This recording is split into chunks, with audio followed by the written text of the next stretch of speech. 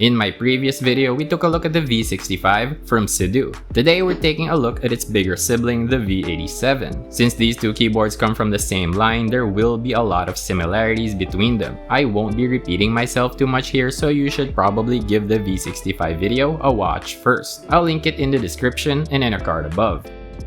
The CIDOO V87 is a gasket-mounted tri-mode TKL with an aluminum case, polycarbonate plate, rotary encoder, and lots of foam. Unlike the V65, it only comes in one color, fully assembled with the same switches and keycaps as the fully assembled V65, and costs $149 US. The V87 is very similar to the V65 in design and aesthetic, so everything I said about that keyboard applies here as well. Basically, I think it's a really good looking board. There are a couple of key differences though. First is the RGB light bar underneath the nav cluster, and second, a magnetic metal badge next to the up arrow key that cleverly hides the board's wireless dongle. There's some kind of cat logo on it, and I don't know why they chose to put that there. It doesn't seem to have any relation to CIDOO as a company or to any of their products. If you'd like to get yourself a V87, a V65, or any of the other keyboards, switches, or accessories that CIDOO offers on their website, please use my affiliate link in the description to help support the channel. The switches included with the V87, as far as I can tell, are functionally identical to the ones that come with the V65, save for a couple of differences. First, the branding. Quark on the V65 and CIDOO on the V87. Second, the V87 does not come with light diffusers, although the switches can accommodate them. Unfortunately, this makes pulling these switches out a little bit scary. As I mentioned in the V65 video, the top housing on these switches is pretty thin at this point, and it flexes while pulling switches. I haven't had any break on me, but it does make me nervous that one might. I also had one single defective switch. The thin bar on it is already broken, and two of the clips on the top housing are missing their bottoms. The keycaps are pretty much identical as well, except of course for the fact that there's enough of them to cover the TKL layout. The V87 also has a single extra row 1 novelty key. Let's tear this board down to see what we'll find. First, remove the keycap, switches, and knob. The polycarbonate plate has a ton of flex cuts, and the included stabilizers are screw-in with a little bit of lube pre-applied. Turning the board over, we'll find 6 hex screws that you can unscrew using the included tool. The screw holes are separate from the rubber feet, unlike on the V65, which I very much appreciate as it means not having to tear off any adhesive. Flip the board back over and remove the top case. Now we can remove the plate and see the thick gasket strips attached with adhesive along the perimeter of the plate. Underneath the plate is a sheet of thick plate foam. Underneath that is a thinner sheet of sound enhancing foam, which we will assume is PE foam. Be careful when pulling out the PCB as it has 2 cables attached, one for the daughter board and another for the battery. Unlike with the V65, there are no switches that get in the way of disconnecting either cable. Underneath the PCB are 2 sheets of foam, one thicker than the other. And finally, the bottom case cavity houses the daughter board and battery. Something to note here is the lack of hot swap standoffs connecting the plate to the PCB. This means that if you remove the case foams, the PCB will sink into the bottom case when no switches are mounted. In this case, it would be easier to mount switches with the PCB plus plate assembly out of the keyboard. It is still possible to mount switches with the board assembled though. You just have to press down on each switch until the pins insert into the hot swap sockets. Do this with enough switches and the PCB will be pulled up and stay there.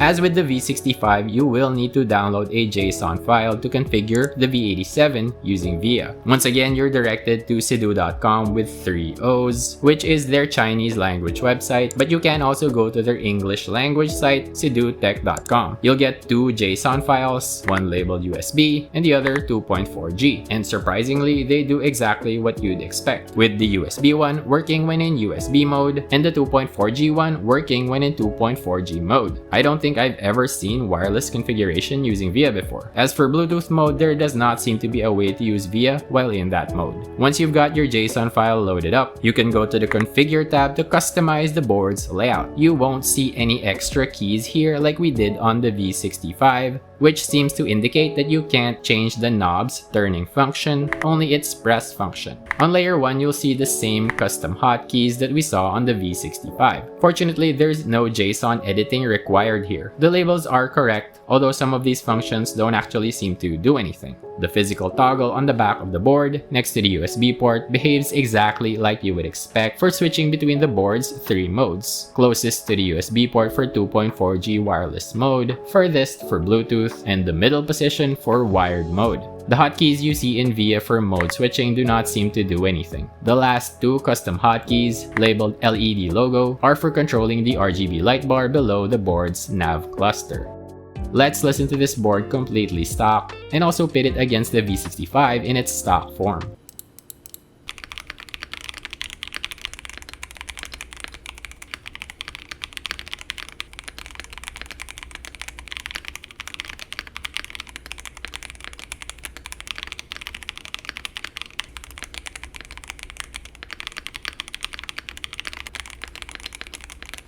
Both of these boards are pretty quiet, but it sounds to me like the V65 is a tad bit quieter than the V87. I would also characterize the sound of the smaller board as a tad bit higher pitched than its bigger sibling sound. The V87 also seems to have a hollow sound on the keys toward the right side of the board, backspace, enter, the nav cluster, the arrow keys.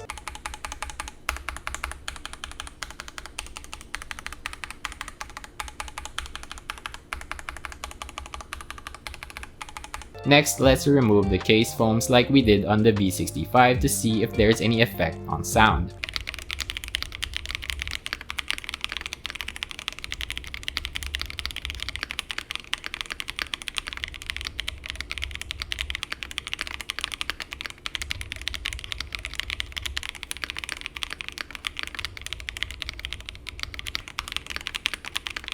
To my ears, the alphas on both of these tests sound the same. It seems like the spacebar though is louder and more prominent in the stock configuration. The hollowness toward the right side is still there. Just like with the V65, the V87's stabilizers initially sounded fine with just the factory lubing. But on these last 2 tests, I can definitely hear some ticking. I'm gonna be honest with you, I don't really remember whether or not I already went in with a syringe to top up the lube on these. I think I did, but I can't be sure, so I just went in again with some more lube. Next, let's do the tape mod.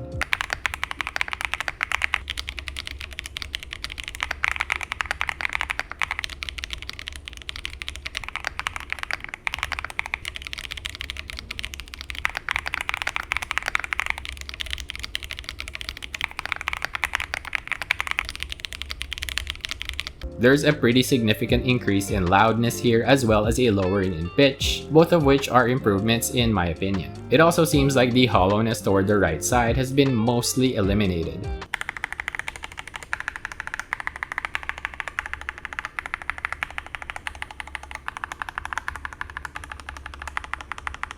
If you like stock, then the tape mod is definitely the way to go with this board. My ultimate configuration on the V65 is pretty much the same, so let's see how that stacks up against the V87.